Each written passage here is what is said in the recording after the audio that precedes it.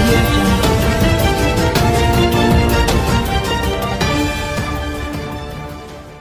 Mr. Chief Minister, sir, please, if you can just elaborate on the agendas that the TRS MPs will raise, and in particular, what problems are you facing with the Prime Minister Modi and the central government? And if you can also elaborate, you're speaking to As a matter of fact, I have nothing against Mr. Modi. I have all respect for him. As the Honorable Prime Minister of India, I have all respect for him. And another important thing I am telling you, it should be noted, it's very important. I am his best friend also. People hardly know what friendship we have in between us. What kind of matters we discussed. People hardly know it. Yes, I am telling it on record. Another thing is, just before coming back from Delhi, after my dental treatment, I sought an interview with Modi, which he could not accommodate. It is nothing against Mr. Modi. Sorry. Nothing against a single BJP party. It is against the slow progress of the country. The slow pace of progress which is taking place in India is not digestible. So you hold him also responsible that he is not able to bring that changes because we've seen you praise a lot of his policies and now you are questioning those policies. No, I am not questioning those policies. Prasad, I never questioned. Which policy I questioned? Please tell me. I said, see, the question is, qualitative change is not taking place in both the regimes. I am not blaming any single party or a single individual. So far by now, what has happened in the country is quite unsatisfactory. Why there are Naxalites in the country? Why there is a lot of unrest in this country? Why every there are some social fights in the country? Why you create? क्यों दलित लड़ रहा है इस देश में, क्यों tribal लड़ रहा है? हर दिन कहीं ना कहीं देश के किसी न किसी कोने में बीजेपी सरकार है राजस्थान में, उन्होंने खुद भेजा रिजर्वेशन के लिए। महाराष्ट्र में एक नीति, वहां 52% रिजर्वेशन, तमिलनाडु में 69% रिजर्वेशन और दूसरे जगह 50%। ये क्या नीति है? देश के लिए एक कानून होता क्या दो होता? और ये कब से चल रहा है जी? 94 से कोई कम समय नहीं है, 21 साल से चल रहा है 69% इन तमिलनाडु। बहाना यह है कि सुप्रीम कोर्ट हम कह रहे हैं कि हमारे रिजर्वेशन जो रिजोल्यूशन भेज दिया, हमको भी 9th शेड्यूल में शामिल करो, जैसा तमिलनाडु को किया। आप कहते हो सुप्रीम कोर्ट ठीक है, तमिलनाडु के साथ जो होगा हमारे साथ वो होगा। Why do you prevent? And government of India, whether it is BJP government or UPA government is a continuous process. You are a government of India. You should behave equal to all. They don't accept that. Are you in talks with a lot of other political parties to unite and to grant more powers to the state, which you have been demanding also a lot of policies should be... Ma'am, let me tell you very clearly, it is unification of the people of India. It's not mere political parties. So which are going to be the tools to unify these people of India will be thought of, will be well thought, and that will be designed.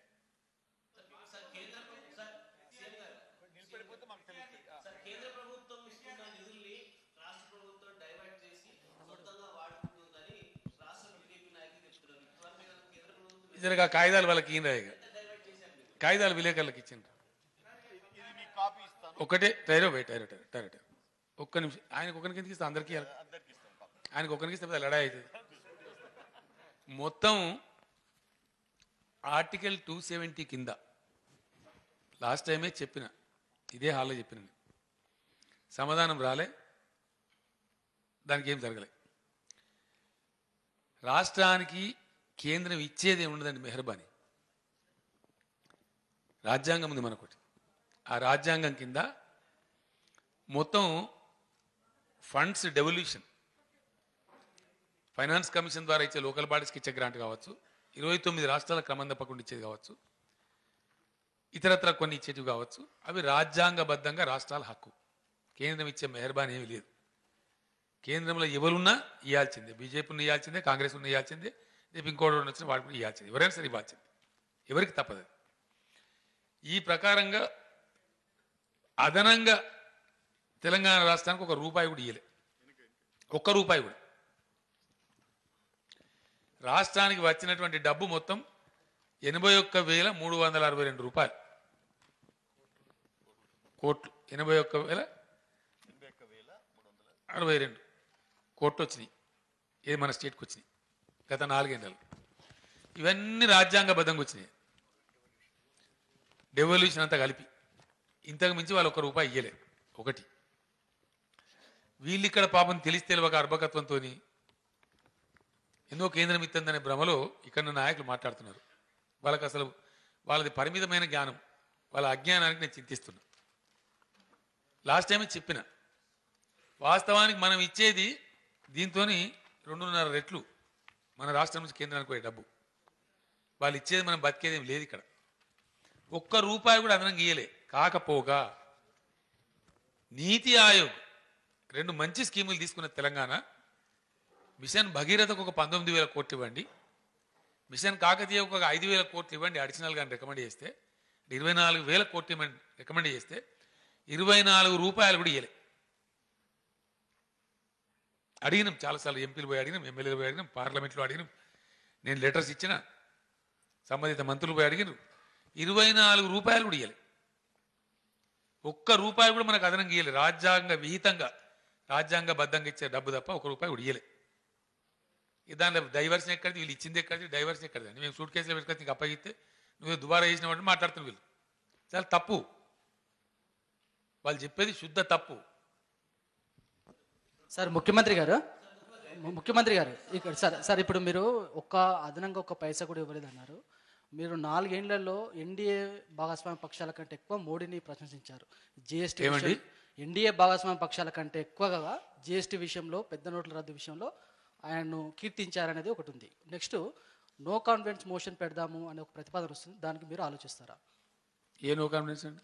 పార్లమెంట్లో అది మళ్ళీ అదో cheap political stunt అండి. అది మొత్తం దేశ పాలసీని మారుస్తుంది. ఒకటి నేనేం చెప్పినాను ఇంతకుముందు, నేను ఏది దాచుకునే అవసరం నాకు లేదు. నేను ఉన్నట్టు మాట్లాడతా. వ్యక్తిగతంగా మోడీ గారితో నాకు ఏం పంచాయతీ లేదు. I have no dispute with honourable prime minister and I have lot of respect for him. Number 2. Number 3, I am not talking anything against Mr. Modi in person. I am talking only about the system of the country, political system of the country. Number 1. When he brought in demonetization, I was the first person to support. Yes, I thought it will pay dividends. It will curb black money. దొంగలను, అన్యాయస్తులను, black money గాలను అదుపు చేస్తుంది, మంచి చర్య అని చెప్పి అభినందించండి, support చేసిన. అట్లనే GST వల్ల కూడా దేశంలో చాలా సులభమైన పద్ధతులు చాలా వస్తాయి. మంచి ట్యాక్సేషన్ పెరుగుతుంది, ట్యాక్స్ కాంప్లయన్స్ పెరుగుతుంది, పెరగాలి, దేశానికి మంచిదని చెప్పి నేను సపోర్ట్ చేసిన. ఒక దళితుని పెట్టండి రాష్ట్రపతికి అని మేము చెప్పిన, నన్ను అడిగినప్పుడు వారు పెట్టిండ్రు, మా సపోర్ట్ అడిగినారు, అవుట్ రైట్ సపోర్ట్ చేసినాం. మేము సపోర్ట్ చేయలేదని కాదు, వ్యక్తిగతంగా व्यक्तिगत तौर पर हमारे को मोदी साहब से कोई दुश्मनी नहीं है, ना कोई पंचायत है, ना कोई झगड़ा है. और ये बड़ा अजीब बात यह है, मोदी साहब माई सेल्फ हम अच्छे दोस्त है, बीच में लोग परेशान है. व्यक्तिगत रूप में कोई हमारे को मतभेद नहीं है. I am talking about the whole country. और एक प्रॉमिस मैं करता हूं आज, नेशनल पॉलिटिक्स को सुधारने के लिए अगर केसीआर का जरूरत है, आज मेरा उम्र 64 इयर्स है, कितने दिन जीऊंगा मैं? अगर मेरा दिमाग, मेरा दम इस देश के लिए कुछ काम आ सके, जिस दिन मैं निकलूंगा ना, नरेंद्र मोदी जी को मिलके बता के ही निकलूंगा, चोरी छुपे नहीं निकलूंगा. जब सारा देश के लिए काम करना है तो चोरी छुपे क्यों करेंगे भाई? सभी को बता देंगे. आप क्यों परेशान हो रहे काम का? मैं इतना सीधा बोल रहा हूं, इतना सीधा तो इस देश में कोई बोलता नहीं है. जो पॉलिटिकल सिस्टम जो पूरा खराब है, उसका कोई आपके पास फॉर्मेट है कैसे उसको? हाँ बिल्कुल है जी, वो थोड़ा सा क्लियर. बिल्कुल है, प्लीज बिल्कुल है. प्लीज थोड़ा. देश को एक नया दिशा में चलना है, देश को बहुत सख्ती तौर पर परिवर्तन होना है. जनता को भी इस बारे में सोचना है, जरूर सोचना है, वरना हम ऐसे रह जाएंगे. हम कब तक कहानियां सुनेंगे कि अमेरिका में ऐसा हो रहा है, चाइना में ऐसा हो रहा है? ये कहानियां कब तक सुनेंगे? कितने साल सुनेंगे? या अपने आप में कुछ चेंज होंगे कि नहीं, ये बात मैं कह रहा हूं प्लीज. ఏంటండి వీడియో నచ్చిందా? అయితే ఓ లైక్ వేసుకోండి, లేదంటే ఓ కామెంట్ చేయండి. ఎప్పటికప్పుడు మా వీడియోస్ చూడాలంటే సబ్స్క్రైబ్ చేసుకోండి.